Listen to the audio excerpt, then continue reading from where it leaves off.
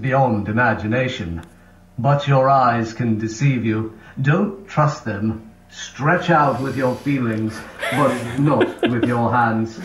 Or you may end up like that poor soul I had to deal with in the Mos Eisley Cantina. Rancho Obi-Wan is Obi-Wan. Obi-Wan. Now that's a name I much prefer to Rancho Ben. I must warn you that a visit here can lead to feelings of intense jealousy, but do not give in to hate.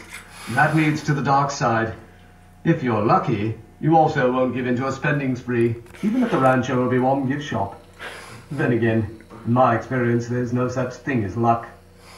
So pay attention to all instructions, follow your guide, and you will experience a galactic, physical, and spiritual reawakening from a certain point of view. Yeah, right. And remember, the Force will be with you, always.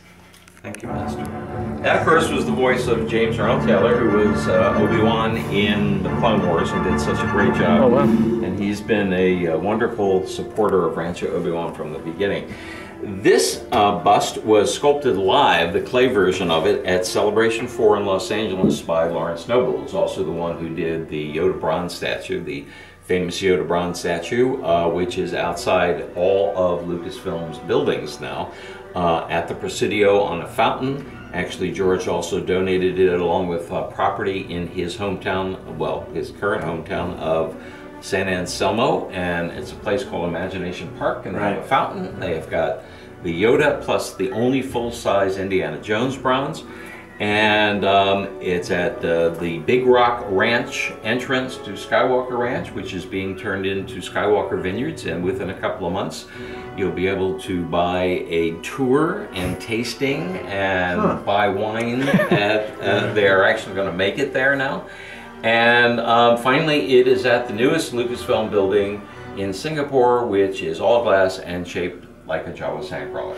Oh, wow. So, have you been there? I was just telling you about it on the way. Unbelievable seeing the pictures. I haven't been there either, but it looks amazing. So one lucky fan won a casting of this at the end of Celebration, and I said, well, you're making one. Certainly. And these two are, these were statues carved out of foam for the movie in Palpatine's office in Episode 3, and his lightsaber was hidden behind. These are from Sith mythology, Sistros and Bastros. His lightsaber was hidden behind Sistros. None of the Jedi, of course, wondered why he had Sith statues in his office, but they, again, didn't know that Padme and was, you know, in disguise as whatever. Yeah, they had some problems.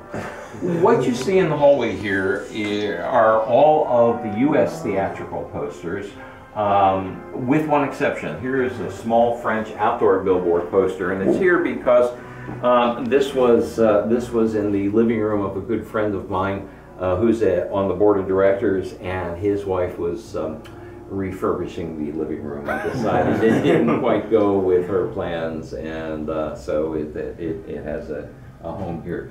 The very first poster was the Advance, which came out at the end of 1976. And actually, this poster was spring of '77, but it was the poster that was in the movie theaters on opening day, not the famous Tom Jung poster that we know.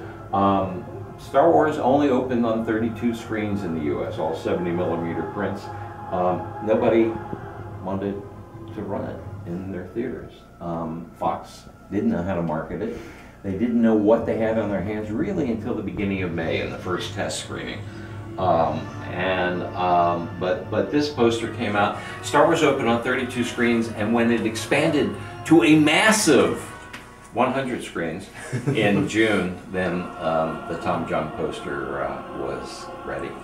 What you see here is the beginning of our loose action figure collection. It was put together, and there's going to be a lot more when we eventually get the funds to do the acrylic cases down both sides of the hall. Ann and I worked with a couple of other folks on the ultimate action figure collection, and when we started out we had no idea, and neither did Hasbro, how many action figures had been done. The first were 1978, and then they stopped in 1985 and resumed again in 1995. 1986 and 1995. So there was a 9-year hiatus there. And these are all of vintage figures up to the cartoon version of Wicked. So when we started, ripping our dupes off cards and counting figures that were, inside vehicles and stuff like that, altogether we came up with a figure that from 1978 through the end of 2012, beginning in 2013, there were 2,300 individual figures. And I mean, that doesn't, sometimes it counts a paint variation. It definitely counts the small head and goofy head Han. That's right. And we won't talk about that. And so Hasbro had decided that it was going to do its own count, and they came up with about the same number. So we feel pretty good about that. Everything since seems to have been a redo. So well, not everything, but yeah. Now most museums do not give you a tour